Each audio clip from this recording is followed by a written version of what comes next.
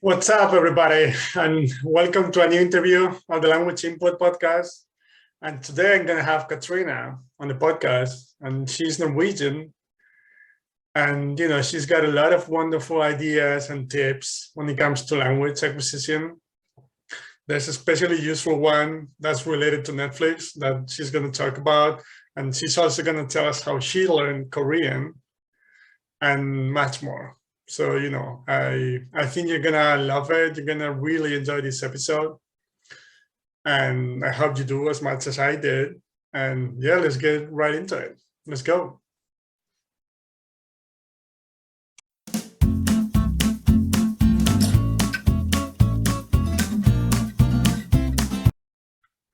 Okay.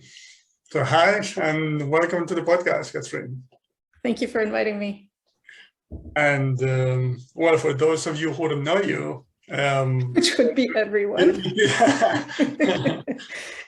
But I think more people will get to know you because I think your channel is really wonderful, and you really do a great job of teaching Norwegian with comprehensible input. So even for people who have no idea about Norwegian, like I did, they'll find it fun and comprehensible. So that's the main thing. Awesome, thank you. And yeah, so with that being said, just tell us about your experience with languages, your successes, your failures, your experience as a teacher yourself, whatever comes to your mind. Okay, cool. Okay, so first of all, I'm half Norwegian, half American. Okay. My dad is American, my mom is Norwegian. And so I was born in Norway, but when I was 2 years old, we moved to the US. And so even though Norwegian was my first language, by the time I was 3, I was mostly speaking English. So Norwegian kind of became a heritage language for me. My mother would speak Norwegian to me and to my sisters, but then we would generally just respond in English. Mm. When I was 10 years old, we moved back, no, 11. When I was 11 years old, we moved back to Norway. And so at that point, I thought I knew Norwegian. I was very quickly shocked to realize that I understood practically nothing of what was going on around me. Okay. And so I think probably a lot of heritage speakers might have a similar experience, because in the home, the things that you talk about, it's not a very broad sort of base of subjects, right. And not a very broad base of vocabulary. So, so very quickly, I was dropped into just normal school, 6th grade in primary school, and was basically just told to, do your best. So, as most kids do, I just did. It was also in a dialect that was not the same as what my mother spoke. That was very, very different. And so it was pretty frustrating at first, but I just kind of managed. And within a year, I was comfortable communicating mostly. So it took about a year. I could mostly follow along in school. And then we moved to a different part of Norway with a completely different dialect. All right. And the first 3 months of that were really, really hard. So I was the one who was in the bathroom crying during recess because I couldn't understand what the science teacher was saying or whatever. But then I, got used to that dialect as well, and eventually started speaking that dialect. We lived there for quite a few years. When I finished high school, I moved to France. And I had not learned any French ahead of time. I went for an audition for a school, like a physical theater school. And so I stayed in France I got accepted to the school. And the interview was basically, so you have to learn French, right? I was like, yeah. They were like, okay, you're in. Okay. So I did, again, no studying. I was just in the school taking the classes, and most of the classes were actually perfect for immersion because it was things like ballet, fencing, like various forms of physical theater where the whole group is doing more or less the same thing, and what the teacher is saying is like directly related to what's going on in class. So I could just watch what was going on, and then between classes and after classes and on the weekends, I'd hang out with the other students. So I picked up French pretty quickly. I wasn't really trying to learn French, but it was just like living my life in French. That's why you succeeded. No, sorry. I actually think so. But at the time, I had no idea. And then after 7 years of that, I moved back to Norway, went to university, and then got a real job, and then spent the next, probably 15 or more years working and not learning any languages whatsoever. Oh, I forgot to say, when I was a teenager in Norway, I had friends who were families from refugee families, both from Iran. So the parents had come right around the revolution or right after the revolution, and the kids were often like either born in Iran, came to Norway when they were like 1 or 2 years old, or born here. And then when I was in high school, my best friend was from former Yugoslavia. So her family had come over also as refugees. And so I was exposed to Persian and Serbo-Croatian also growing up. And because the kids often like to talk to each other in Persian or in Serbo-Croatian, and I wanted to know what was going on, I started picking up a little bit of those languages. But again, no studying. I didn't like sit down and learn any grammar or whatever. Actually, with Persian, I did sit down with a book once to learn how to write. Okay. So I could read Persian, though most of the time I had no idea what I was reading.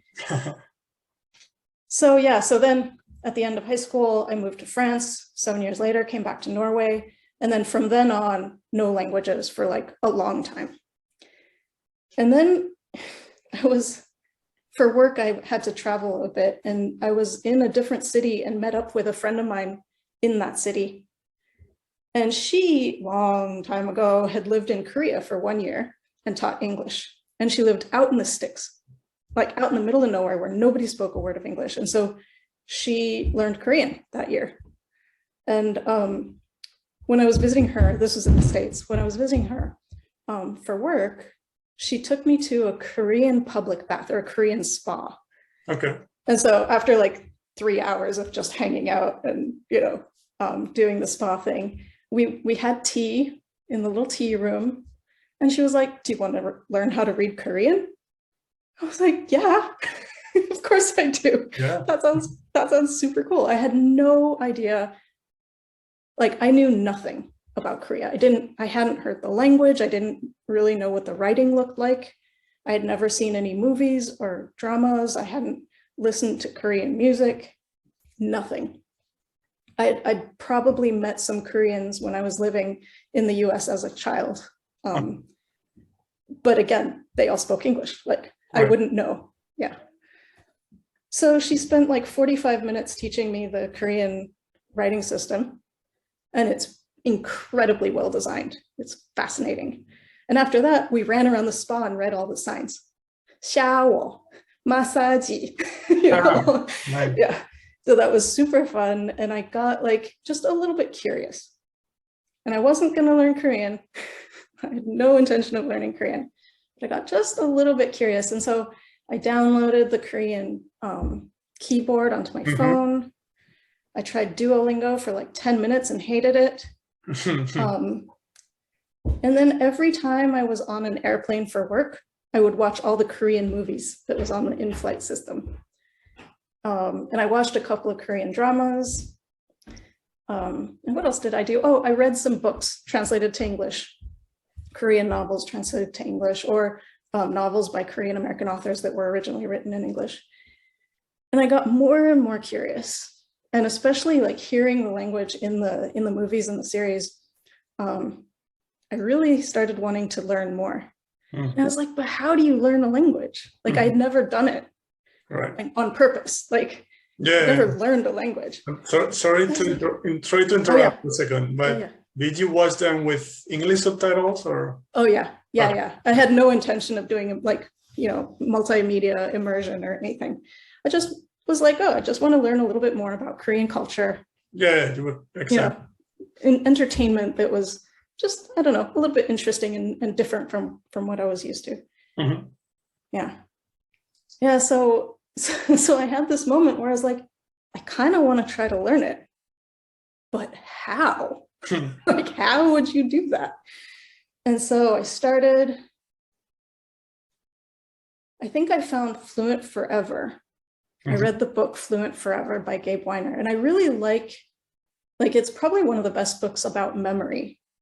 Now, it's not necessarily what I would recommend for learning a language, but I think that if it's a language that's kind of close to your own and you just want enough to be able to like get by on vacation, I think it's probably a really good approach. So I spent, I don't know, 2 or 3 months. I have no idea how long it was. Like, I wasn't tracking at all. A fair amount of time following his suggestions or recommendations from the book and memorizing individual words using flashcards. After a while of that, I was like, this is going nowhere. And so one of the things he suggested doing was going and taking those words and going to Italki and getting a tutor and putting them in sentences and then memorizing the sentences with flashcards. I was like, okay, I can try that. And it was kind of like, yeah, it was no better than just learning individual words. Maybe a little bit, but it wasn't really getting me anywhere. And at one point, I was like watching all of the polyglot videos on the internet and feeling more and more depressed about how terrible I was and how that's so impossible everything. So important. We'll get into that later, but that's so important. Yeah. I was feeling so bad until I came across a video by a guy named Brown. He's at the University of some university in Orange County, I think. That video about acquire a language, don't learn it. Not learn it, yeah. And so he goes into TPRS, he goes into TPR, he goes into, and basically like he interviews Krashen. And there I was like, oh, I see. So I stopped the flashcards, I stopped trying to memorize. And I brought pictures to an Italki tutor. Actually, I tried 25 different Italki tutors because most Italki tutors will still try to teach you grammar, no matter what you do. But I found an Italki tutor that was absolutely adorable, spoke almost no English, and was totally happy to just describe pictures to me. Right. And the language just started unlocking in my brain super quickly. And very like colloquial, casual, not intimate, not like intimate close friends Korean, but the little exclamations and the things, the way that you have a normal conversation, and it was super fun.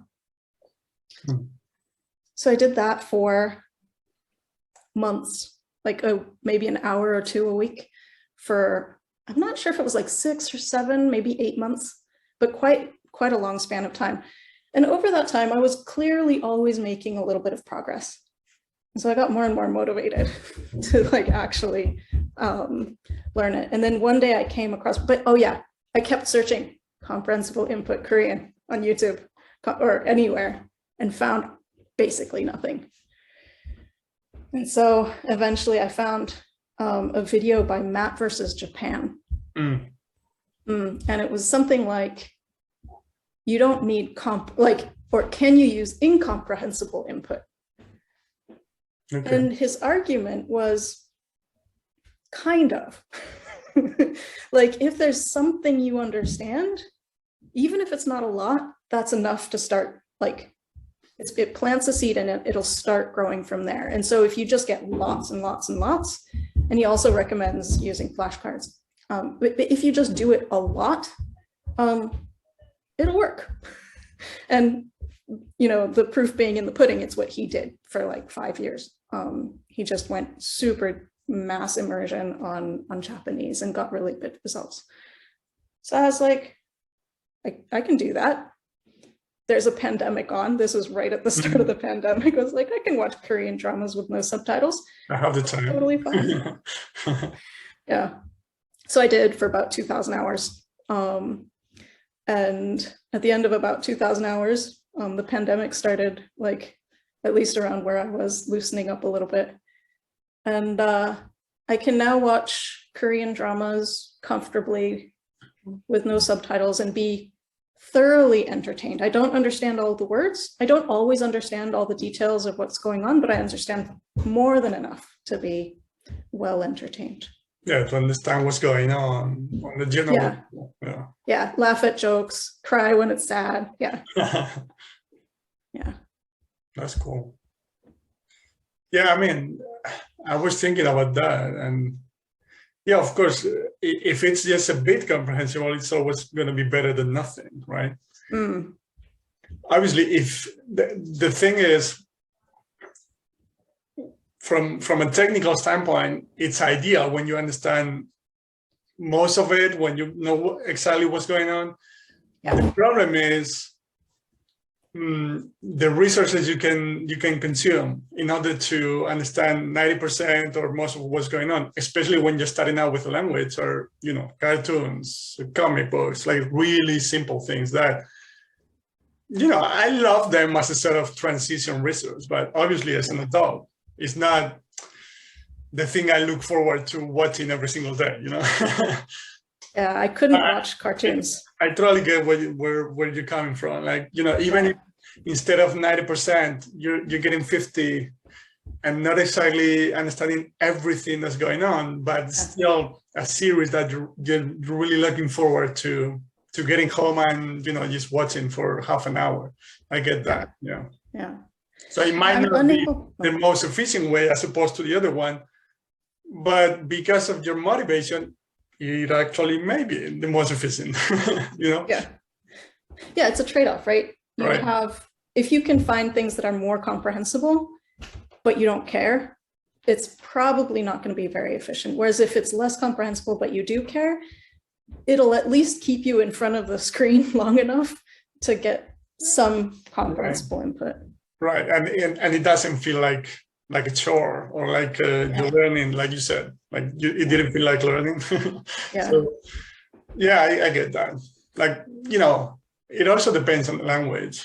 Like I, as a native Spanish speaker, when I started with Italian, I was okay with cartoons and things like that because I knew that pretty soon I was going to be able to understand, documentaries or even series. Like that was pretty quick when I got to a point in which I could understand series in Italian with no subtitles. Yeah. Of course, people listening to this know already, but we're talking about listening, not speaking, obviously. Oh yeah. I don't speak Korean. Right. But the thing is, I forgot what I was going to say. Sorry. Yeah, that Italian. So if it's another Korean for you, it's going to be tougher because you can start watching cartoons that you might be able to understand. But if you have to watch cartoons for a year in order to get to that point in which you start being able to consume resources that you're truly interested in, it's a long period. It's a long period. Yeah. I skipped cartoons. I skipped web dramas. I just couldn't bear the bad acting and the bad sound quality. I just couldn't do it. So I skipped that. A lot of people really love the web dramas though, because they are simpler. The stories are really repetitive. Yeah.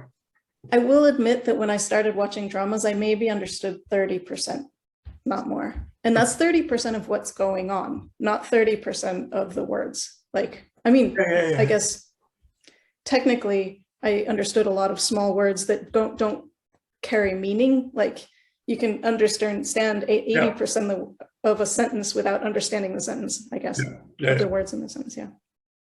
Yeah. So I understood very, very little, but it was enough to catch the basic plot. And so that was enough to hook me in. And then it was just kind of a matter of time.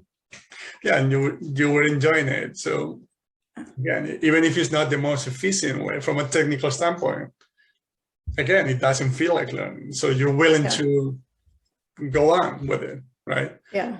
It just, that's important. That happened to me with Polish, for example. Like I could really understand cartoons. I could understand simple things like that. But every time I was trying to get to the next level and understand more complex resources, I felt like I wasn't really understanding what was going on. So there was like a plateau there that was a bit frustrating, sorry. But eventually I got there. I mean, I think I'm more patient than most people because I'm super passionate about the whole process overall.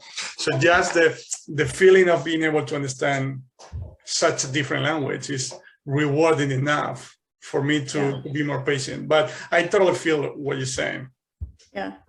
But, it feels like it's not the same as a plateau. Like a lot of people talk about the intermediate plateau. Yeah. And it feels like that's not a plateau of your progress. It's a gap in the resources. Like your progress would continue to be consistent if you could find the resources that would help bridge the gap. Right. Yeah, that's where like YouTube channels or resources created by language teachers get into play, because they can adapt their speech so it's comprehensible for you, but at the same time talk about, I don't know, cultural things about their countries, or create stories that are, you know, more interesting than cartoons themselves, right? Totally. I think she was the first person I had on the show, like Ina from Russia. She's got a channel called Comprehensible Russian, and she talks a lot about Russian culture, Russian architecture, history, movies. Yeah. And she does that in a comprehensible way, of course. So you can feel that that's actually the type of content that was lacking in that period that you were talking about. Yeah. To sort of transition from really simple things that you can understand but you don't enjoy as much. Yep. And then get to a point in which you can understand the things that pretty much would normally watch in your own native language, right? Yeah, because you love them. You know? Yeah. But yeah, I just one quick thing. Like you mentioned not understanding all of the words, and that I think that's important, because, like, to give everyone a simple example, if you're saying I'm going to the museum, if you understand the I, the going, and the museum, you know, the two, that's you don't need to understand that, right? And my only concern when it comes to watching or to consuming content, to watching resources that you understand 30% of, like you said, is that subconsciously you start going to pay more attention to form as opposed to meaning. Correct me if I'm wrong, if that happened. I never did. Oh, okay. Yeah.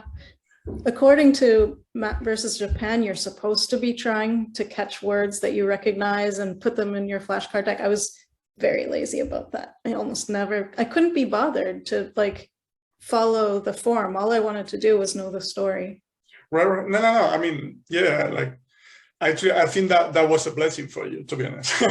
But I don't mean focusing on form as he's talking about, you know, not but even like for me, I'm totally convinced that this is the way languages are actually acquired. I've learned to, or I've sort of unlearned, you know, to not pay attention to form. And what, so to give you like a concrete example, a few years ago, even when I started with this project and I knew about comprehensible input and so on, when I would watch a series in Portuguese, for example, I would focus on the meaning, on the story, but still there were moments here and there that if I didn't understand a specific word, I was like, what did he say? Like what expression of word, you know, just in the back of my mind, even without me controlling that, I was trying to remember what they were talking about. So he or she used that expression, you know?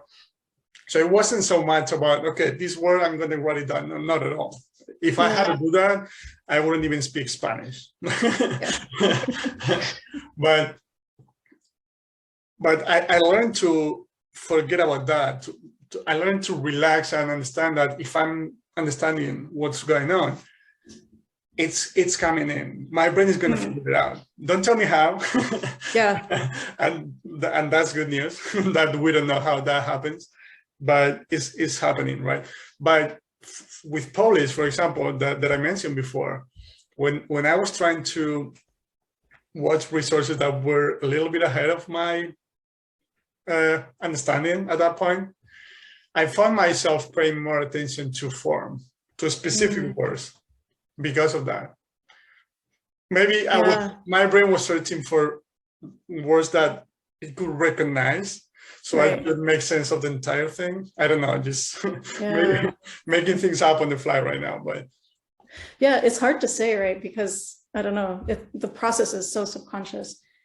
I pretty much always just, like, if I didn't understand, I just let it go and looked at the pretty pictures or whatever. Yeah. That's a pretty healthy way of looking at it, I'd say. I guess it needs to be comprehensible enough, but because you're so much more relaxed when you go about it that way. Back to my example with series, I felt the difference. Like, I'm way more relaxed and I'm enjoying every single minute of it so much more because of that. Because I mean, I think that obviously it all comes from the traditional grammar approach being so dominant, and we all having the same type of education when it comes to languages, because it sort of trains your brain to focus on form, right? Yeah. So again, it's not your fault if you're listening to this, right? it's no one's fault, but so it's natural that you're paying attention to that. But it is, you're watching an episode and you're sort of tensed all the time, that you're afraid of missing out specific words, or what did they say? What's, that you actually don't enjoy it as much. Yeah, and I was like, I can just rewatch this 6 months from now, so I'm not really missing out on anything. It'll be a mystery until the next time I see it, if I really like it enough to rewatch it. Then I would rewatch. Some of them I did rewatch like 6 or 7 or 8 months later and understood so much more, cleared up all the mysteries. It was super fun. So now that makes sense. Yeah. Yeah. Oh, she did tell, no, he did tell her that why he was in jail, or that he was in jail. Oh, I see. Right. Yeah.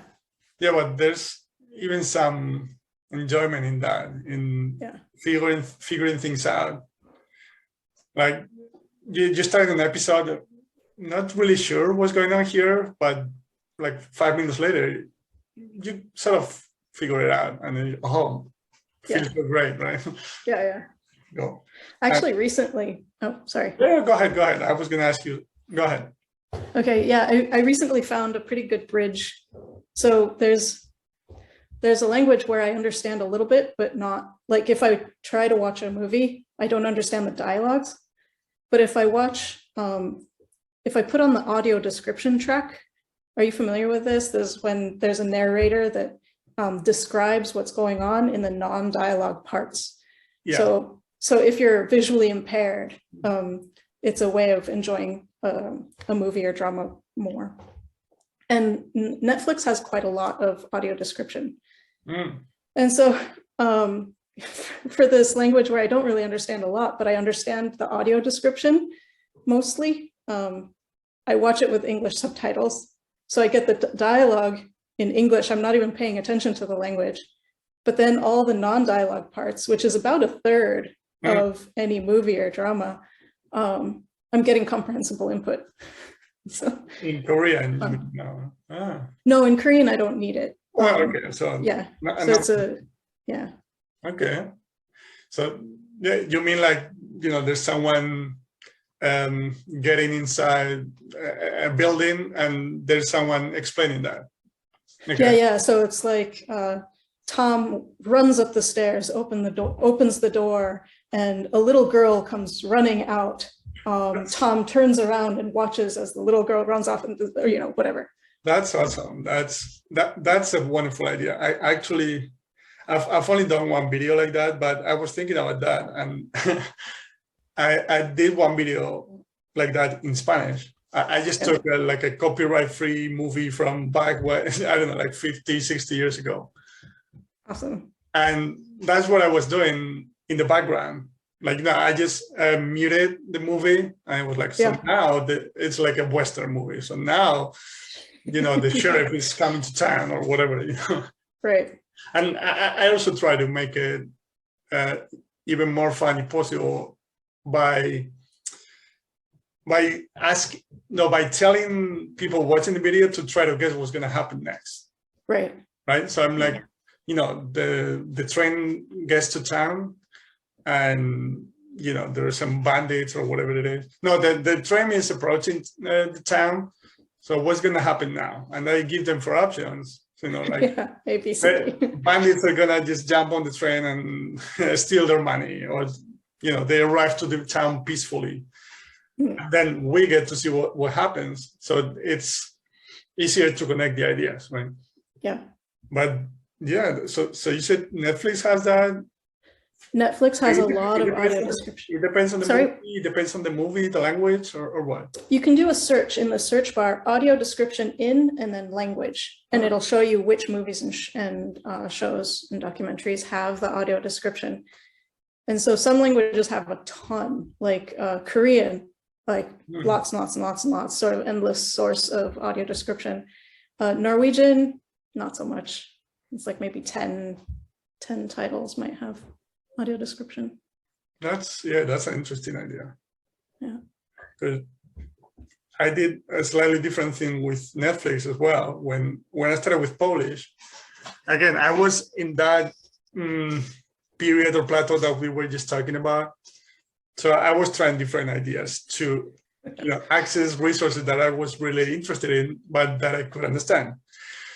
And in that sense, a lot of people hate dubbing, but I think it's wonderful if you're trying to learn a different language. So I don't like it in my own language. So I don't like to watch an American movie dubbed into Spanish, because I don't need that. Yeah. But if we're talking about a third language, so what I did a lot of was watch an American series dubbed into French or Portuguese, for example. Right. Because they're not the original actors. So they tend to speak slowly and way more clearly, and it's way easier to understand. Yeah. But the thing with Polish is the dubbing they have here. It's so they keep the original version, but there's one person talking in the background. So the thing is, if I wanted to watch an American series, I would hear the English part first or in between. Yeah. So I wasn't really paying attention to the Polish part. Right. So what I did was I tried to find movies or series in Netflix in languages that I didn't know. And like Norwegian, for example. Yeah. I remember one show about what was the name? It was like a sitcom, sort of a sitcom, but a girl going to a Christmas family party. And Home for Christmas. I have not seen it. Something like that. She was single and everyone was married or in a couple. Yeah, something like that. Because obviously I didn't understand a word of Norwegian. So my brain only focused on the Polish part, right? But that was still weird.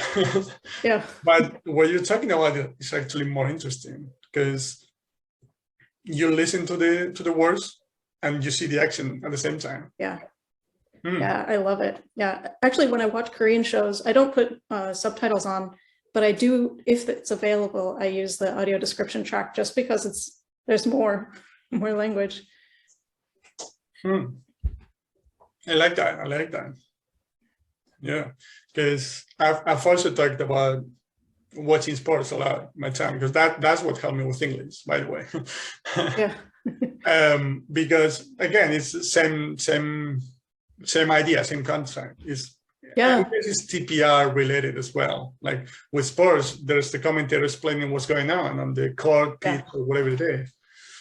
So it's easier to understand, to connect the words with the actual accent on the cover. Yeah. So it's the same principle. Yeah. I was thinking it would be good to find like DIY videos on the internet in the target language. It's really hard to find things that are interesting and good. It's like how to unclog a toilet or how to change the doorknob or whatever. Right. But, yeah, I guess it would take someone to consciously adjust the way they talk about it. Not necessarily, but I think that finding good videos in a foreign language when you don't know the language very well is really hard, I found. But by good videos, you mean comprehensible or? Yeah, or like interesting. Like there's so many bad videos, so many uninteresting videos. And so being able to sift through and kind of have a feeling for whether this is good or bad, I find that really difficult in a foreign language or in a language that I'm learning. Yeah, well, I guess cooking videos may come in handy in that. But if you're interested, yeah, exactly. But yeah, do it yourself stuff like you talked about. Yeah, I want to ask you about Korean. Like, I think you mentioned something that's really important. You said that you can understand series right now, dramas, right? But you don't speak Korean. Yeah, well, I haven't really tried. I do crosstalk in Korean. So I have a couple of friends or like acquaintances who understand really good English and understand English really well. And so they'll just speak in Korean and I'll speak in English and we can just have conversations. That's probably some of the most fun I've had in the language. Just because it feels, I don't know, I felt like an action hero. just being able to have this conversation in a foreign language where it wasn't stressful at all for either of us. Yeah. Because it's a real conversation. It's a real conversation about a promotion that one of us had at work or problems that we're having with a manager or like, I don't know, just, life. Yeah, it's a wonderful blend of not being stressed out because you don't have to reply in your target language. Yeah. But having a totally normal conversation, real life conversation at the same time. I think the reason why it's not so popular yet is, again, because we think if we're not speaking, we're not learning the language. Yeah. And I don't care because I have nothing to prove. Yeah, well, that's important too. Yeah. But the thing is, again, because of the traditional grammar approach, it's not your fault if you're listening to this. You probably think you need to speak in order to learn the language. If you're not speaking, you're not learning the language. So when I tell people about crosstalk, it's like, but you're not speaking the language. Yeah. But you're listening to it for the whole time.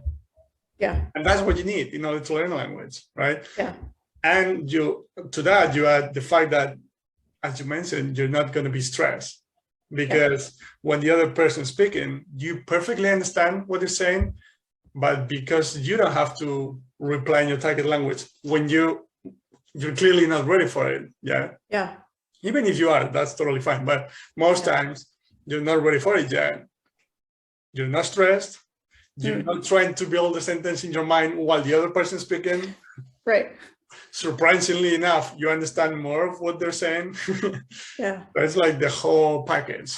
Right? Yeah. I've done it with, I think, all the languages that I speak. I've done it. I love it. Yeah. And it's not that I understand everything, but when there is something I don't understand, I can pinpoint it very easily, and then they can talk around it or explain it in my target language. So if there was often, actually, I had this one guy I was talking to a lot for a while, and he would say something and like the only thing I wouldn't understand would turn out to be like Google Docs, but pronounced in Korean, and I had just never made the connection, or Safari, like the Safari browser or something like that. That was really fun. But then another person I was talking to often, it would be like words that were just, I hadn't come across them in comprehensible situations before. And it was really easy for him to then explain what it was without translation. Right. Yeah. If you're doing it online, just Google Images, boom. Oh yeah. That's At it. this point, we didn't even have to do that. It was like, oh no, it's the, it's the office where the president works or whatever, It's like, oh, government. Yeah, because that's still, that person is still using his or her native language to explain it. So you can always find a way around it in your own native language, right? You have the tools to do that. Yeah. Yeah, just a quick thing that you just reminded me of. I don't think it's that important, but it's funny how that works. The thing you mentioned about Google Docs or Safari, it's funny how that works, that you're talking to, or you're listening to one language, and they use a different word, or they use a word in a different language, like that example. Even if it's your own native language, you kind of freak out, or you don't, what were you saying? Like, you're expecting them to speak Korean in your example, and they use an English word, Google Docs. And what do you say? Like your brain's not ready, or I don't know how to explain it, but it's. Yeah, for me, it wasn't that I wasn't expecting English. It was that because I hadn't actually, because it's the English word, but it's pronounced in the Korean, fully pronounced in the Korean sound system. And I just hadn't heard it before. And so I hadn't and then I only needed to hear it once, and then it was fine. True. But yeah, I feel like the sound system, actually, that's something that would be interesting to talk about, because I noticed on my channel, a lot of people say, hey, can you add subtitles? And the answer is generally no. Like, I have added subtitles to some of the beginner ones, and I'm not sure it's a great idea, but a lot of people tell me that they can't remember the word if they don't see it written down. Have you heard people say that? So they mean subtitles in Norwegian, right? In Norwegian, yes. Yeah, the transcript. Yeah, but I mean, totally. But I think that our brain trying to constantly control the process, if that makes sense. Yes. Yeah, I have a hypothesis about this. Go ahead. Yeah. So when you start hearing a new sound system, your brain, so there's a statistical process in your brain that maps sounds to a sound in your language. So any number of sounds that are close to that sound will all get simplified, and you hear it as just that sound. Okay. So when you're hearing a new language, you'll hear there will be lots of sounds that don't exist. You don't have mappings for them in your brain. So there'll be other places on this continuum, the statistical continuum, and your brain will simplify, and you'll hear it as something else. And so there might be several sounds that are different in that language, but you'll hear them as the same thing. And so people will need to see it written down to see that it's different. I mean, at least in a phonetic writing system like Korean, they'll be able to distinguish between three similar sounds that all sound the same to them by seeing it in writing. And so they'll be able to say, oh, that's this. And they'll be able to, the writing system is very concrete and visual, but because they're hearing things in a very fuzzy, unclear way, it's like a desperation to be able to make something very clear that isn't clear. And so the writing system will do that for you. But I think that if you learn to listen without learning to read, over time, your brain will start distinguishing the differences. And you'll start getting a clearer and clearer and more crisp picture of the phonetic system of the language. Right.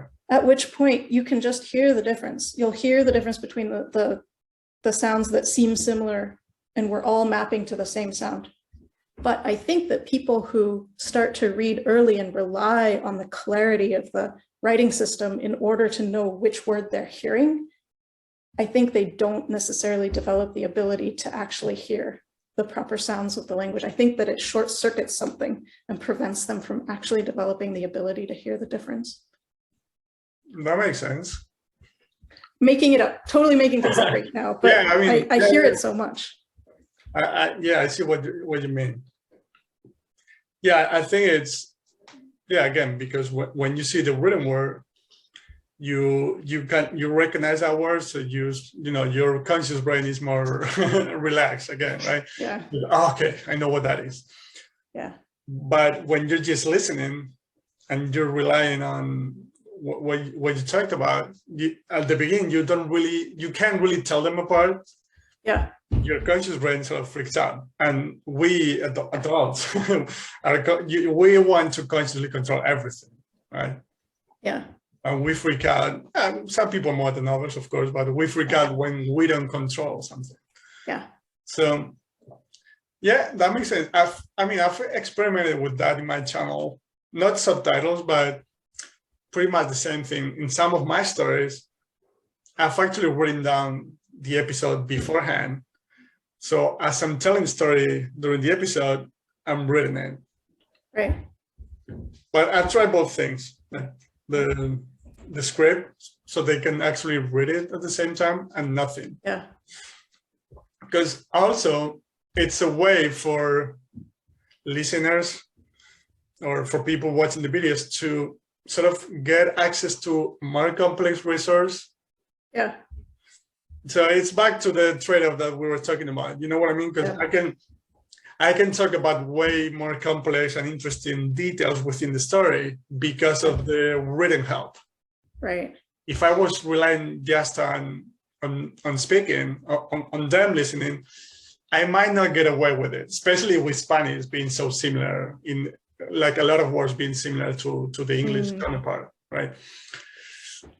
So it's all trade-offs. Yeah. But and it's all about what people are trying to achieve also. Like maybe they don't care about having excellent pronunciation. I don't know. Right. Like some people don't need it. Yeah. Yeah. Yeah, I guess the number one goal for most people is being able to communicate in language, I guess. Yeah. Totally. And I guess we all want to be able to communicate in the best possible way when it comes to fluency, pronunciation, everything. But I personally I'm okay with, how to put it into words. I still want to be able to communicate in all the languages that I'm trying to learn, but I'm okay with at least some of them, just being able to watch series, YouTube videos, whatever it is, in that language, or read books. Yeah. Even if my fluency or my ability to actually communicate is not that high. You know what I mean? Yep, totally. I realized that one thing I didn't mention is that even though I don't speak Korean, there are a lot of times when I'm in a conversation with a Korean, that Korean words and phrases will come to mind without trying. And mostly I won't. I mean, if I'm doing crosstalk, it's because they also want to hear English, so I'm not going to use the Korean. But it feels like there's a point at which the words and phrases, if they come to mind naturally, there's no reason why you couldn't just use them. Yeah. You just haven't put yourself out there to try to communicate because you don't have the need yet, right? But the language is there. Like, it's working. Yeah, it's working. Like, not just because you can understand more and more complex resources, but it's there. It's if you, like, we're talking about 1,000 different things, but at the end of the day, if you understand what you're listening to or reading, you're learning the language. Yeah. Quote unquote, that simple, right? Yeah. So it's working. It's in there, right? And I wanted to ask you, does it happen to you at times that you're listening to, you're watching a Korean drama or a series, and sometimes little by little, at the beginning, just with one word sentence or things like that, do you know what they're going to say? Like, totally. Things like, I don't know, I'm just making it up, but English, for example, someone in the series saying, thank you. And the other person is going to say, you're welcome. Or or no problem, or whatever. Yeah, totally. I mean, even situationally, like, it's not just Yeah, it's not just like, oh, I know how this sentence is going to end. It's like, oh, in this situation, I totally know the intonation. I know exactly what they're going to say. And, you know, sometimes I'm right, sometimes I'm wrong. Yeah, super fun. I actually watched a Korean movie. It was a really silly science fiction movie not too long ago. And it was set in the future where everybody had a translator. Oh. So all the actors, there were lots of foreign actors, they spoke their own languages. So there was Spanish, there was Russian, there was English, there's Japanese, there's Chinese, and then the main characters all spoke Korean. And there was a scene between the main Korean character and the French character. And for a moment, I couldn't figure out who was speaking which language. Right. Like, it was all comprehensible, and I was like, wait, they're speaking the same language? Oh, wait, no. And it took a while to sort out because for some reason, it's not really registering as a language. It's just registering as meaning, I guess. Exactly. Yeah. Yeah, that's what happens. Like I ask my students at times, because we're creating a story or we're playing a game, whatever it is, if at some point, I ask them afterwards, of course, like, did you sort of forget that you were listening to Spanish?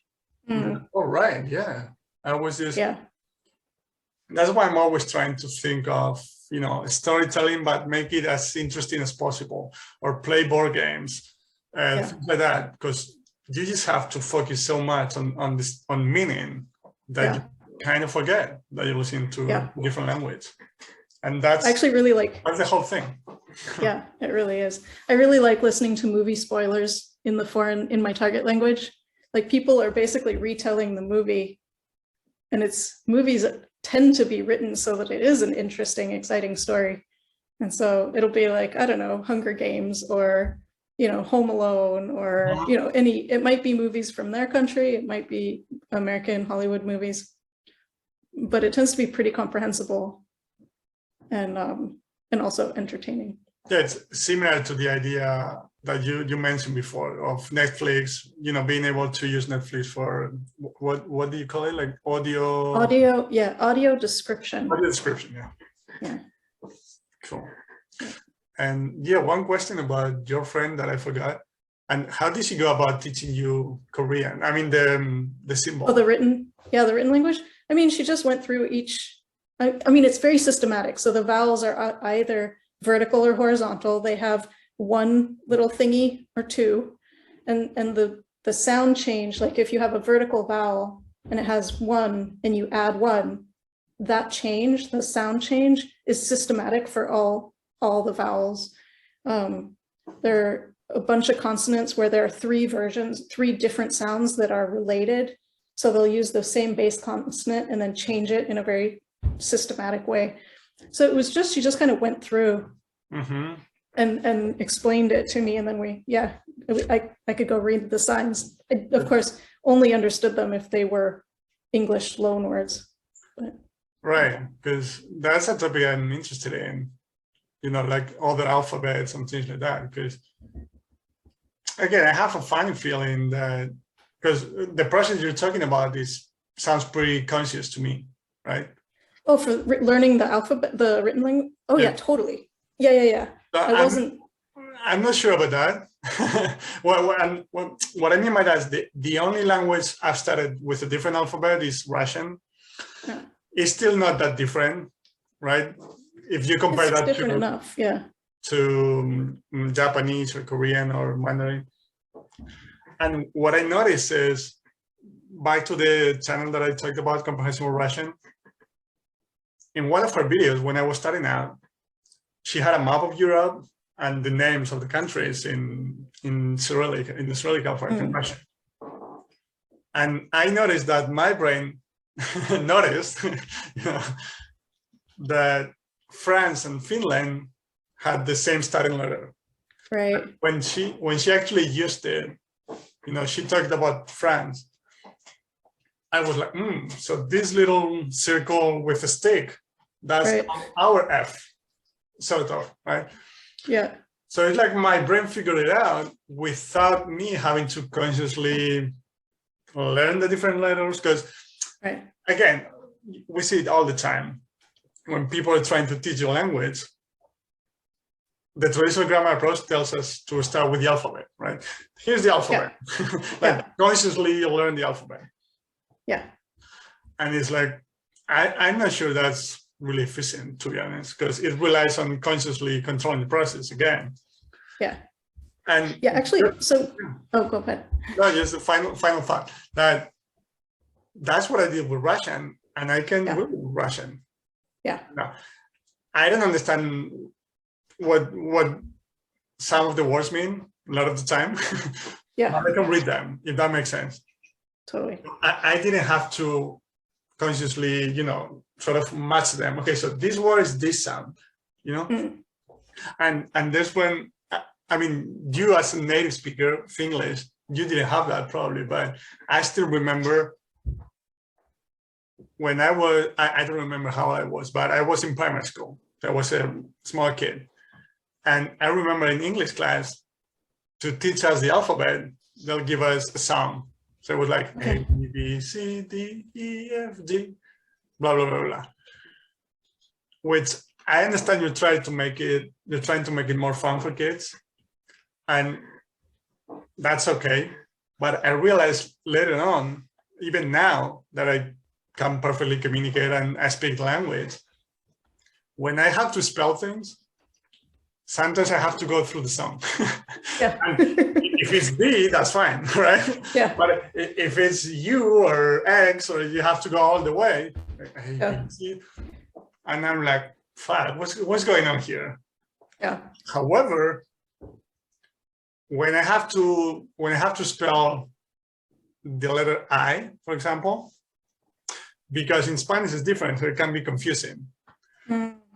But do you know why I get I right when spelling? Because of words like BIP.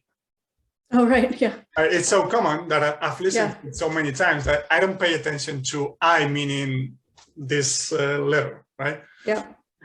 But it comes natural, like BIP. So yeah, as opposed to having to go through the entire alphabet consciously in my mind, Yeah. So, and I'm sure we can find examples of that in every language. That like I'm starting to believe that any conscious effort to control the process is actually hurting you. I actually believe the same thing. For Korean, I wasn't really trying to learn Korean when I was learning the alphabet, so it doesn't really matter. If I do this again with a different language that has a different writing system, I'm not going to learn how to read until I can hear all the sounds crystal clear. Mm-hmm. And by then it'll be easier, if it's a phonetic system, to just pick it up. Yeah. It's the same thing with numbers, actually. People are trying to say, oh, it's 798, and they'll be like, oh, 7, 7, 1, 2, 3, 4, 5, 6, 7, 7. Mm-hmm. Yeah, it's really hard if you've learned the numbers by counting and not through natural interactions and things. Yeah, that's, I mean, with English, for example, so I think you actually acquire them through things like, I don't know, for courses, you use a lot 101, right? Yeah. Like English 101 or economics 101, whatever. So things like that are used on a daily basis, or the 50th anniversary of whatever, Yep. As opposed to, okay, so 10th, 20th, 30th, Yeah. It's just, I think it's just an attempt from us adults to consciously control the process again, because when you have that knowledge to sort of rely back on, you feel more relaxed, but it's hurting you. That's the funny thing. I do think it is. And when you're only relying on the comprehensible input you got and the subconscious acquisition of the process. Yeah. Back to your example with Korean, you don't really know if you can communicate in Korean, but the moment you have to, you'll be surprised. Right? I assume that if you drop me into a village in Korea where nobody speaks English, I assume I would be fine. I would say lots of things incorrectly. I would not have perfect pronunciation, but I'm sure I could communicate enough to get around. but I haven't proven it, and also I don't care. So Yeah, that's kind of fun. That's perfect. Yeah. Yeah, but it's funny how that works. I guess that works for a lot of things in life, but we're talking languages here. And we're always trying to consciously control things, but anyway. I actually saw, oh, sorry. No, go ahead, go ahead. I saw an example a few days ago in a language learning forum where someone was complaining that there were these 4 words, I can't even remember what the words were, words in Korean, that they couldn't keep them apart in their brain. Like they really struggled to remember which one meant which thing. Mm-hmm. And I looked at them and I was like, those words are totally different. And it happens to be 4 words that are super common and that I just learned purely through immersion and never actually tried to memorize. But I know the feeling of having tried to memorize words that are similar. Like I used flashcards a lot for the first, even when I was doing like lots and lots of immersion, I was really trying to use flashcards and memorize and use that to help make the immersion more comprehensible. Mm. But whenever I memorized words, if they were in any way similar, like I still struggle to keep them apart. Yeah, I think for me, flashcards are just a funnier way to learn the wrong way, if that makes sense. Yeah.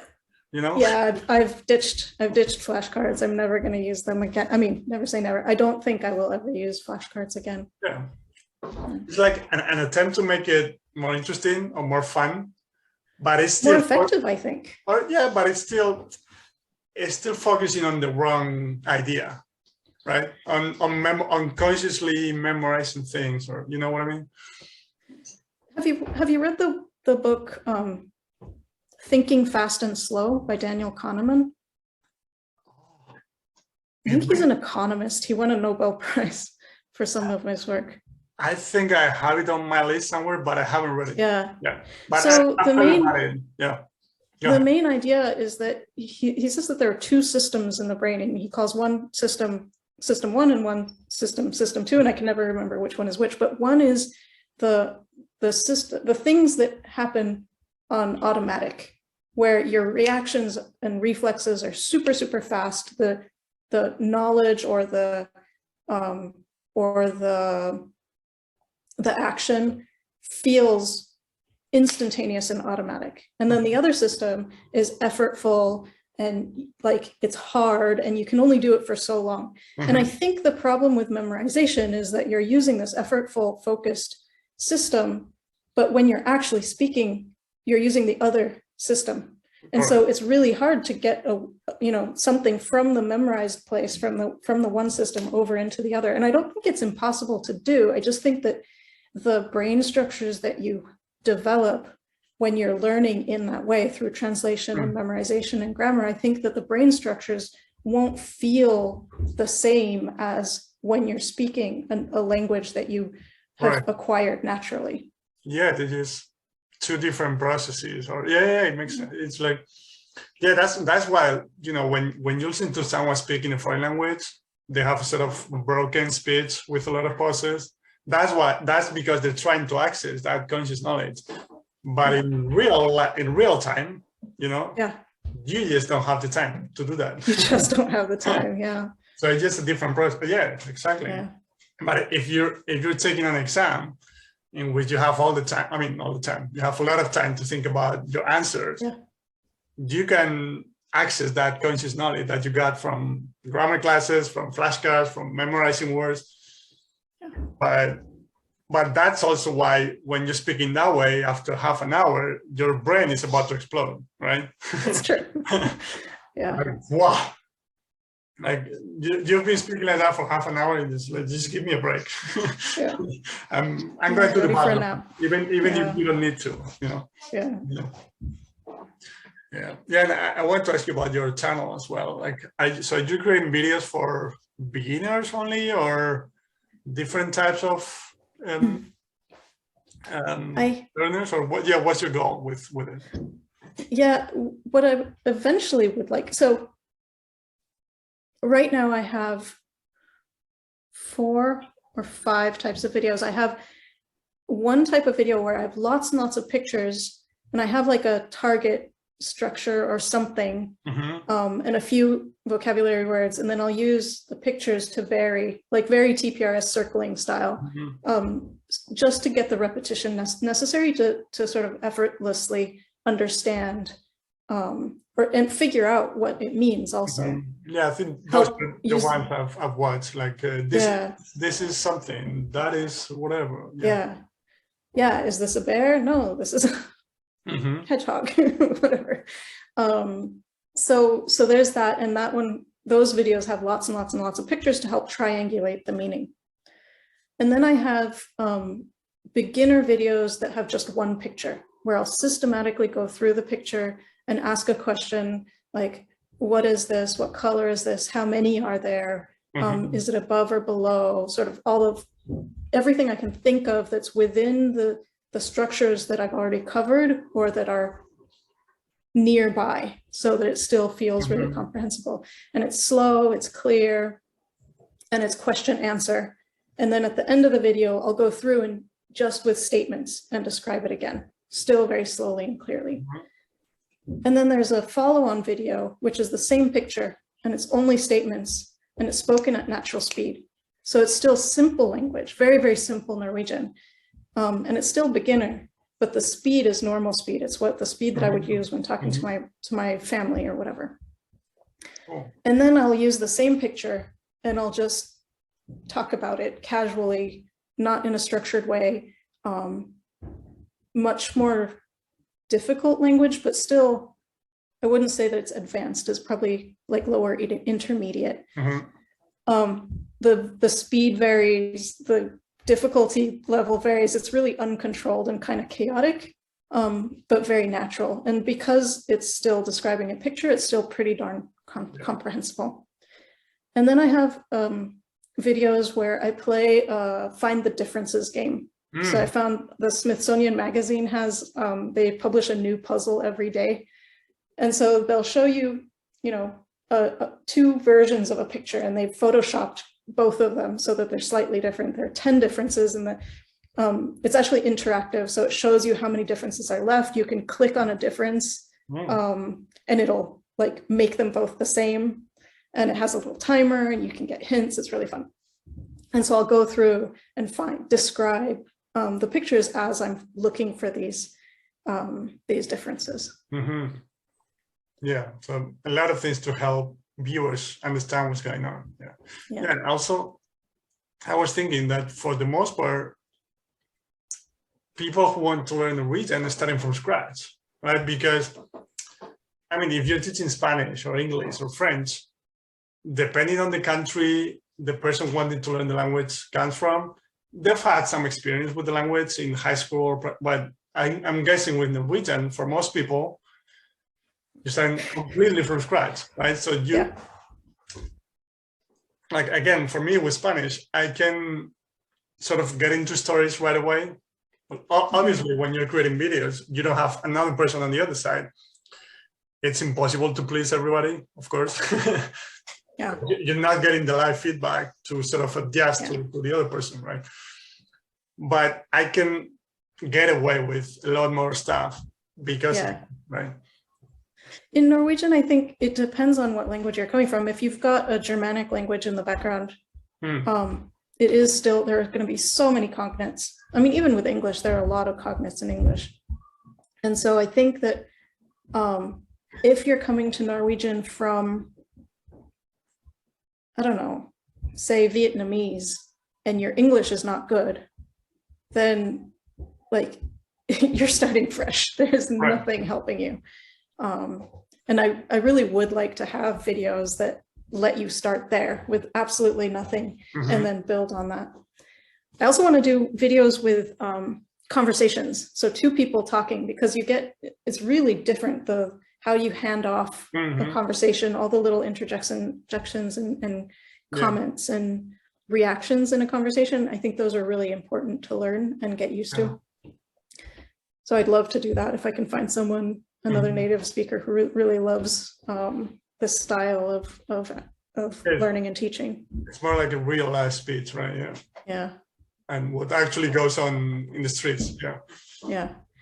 And I would like to do like you were saying, was Ina, who has the comprehensible Russian. Yeah, I really want to do videos that talk about cultural things in Norway, the history of the country, just interesting personalities or events. Yeah. Yeah, and all the mythology you have up there is wonderful. Yeah. Cool. So yeah, I'll leave the link to it in the show description. But any other thing that you want me to leave, like a blog or anything, just you can let me know afterwards. But YouTube channel, Yeah, no, there's nothing. Perfect. And yeah, I don't know, any other thing that comes to your mind or anything that we didn't touch on? I can't think of anything. All right. Yeah. So that was fun. That was fun. And thank you again for coming. Yeah, thanks for having me. Yeah, I'm enjoying them a lot. Like I keep saying it's the same thing, but we all have sort of the same idea when it comes to how the process works. But we'll have our little nuances or little techniques or like your metrics thing that I hadn't thought about, or your experience with Korean. I think it's really helpful for me personally, but for people listening to these episodes. Yeah, I also like the podcast series because it comes, like, everyone you've had on comes from a very different background. Like my background with language acquisition is purely as a learner, like, whereas you have a lot of people who are teachers or have been teachers in very different types of environments. So you get a much broader perspective. It's really great. Yeah, and I'm trying to get people from different countries, different cultures, different family trees as well. Like, yeah.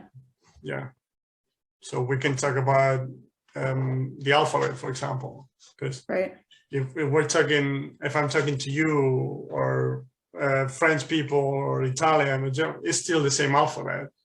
Right. But the moment we're talking with someone who teaches Chinese, like Diane that I had, so you have to get into different things like the alphabet or the tones, and, right. Yeah, tones are funny. We have pitch accent in Norwegian, but we don't have tones. And so I've always been really curious whether people, like, if people who come from a language with pitch accent are learning a language that has pitch accent or tones, even if it's a different system, like, are they going to easily pick it up? Or are they going to be just as bad as someone who's from a language that doesn't have it? Are there some other languages that work like that? Pitch accent? So it's the Scandinavian languages. I think all of them have it. Japanese has it. Some dialects in Korean have it. The standard Korean mostly doesn't. There's rumor that there's some pitch accent sneaking into the standard Korean dialect, but mostly it's other dialects that have it. I'm sure there are lots. Those are the ones I'm aware of. All right. Well, so yeah, thank you again, like I said. Yeah, thanks for having me. This was fun. My pleasure. All right, bye-bye. Bye-bye.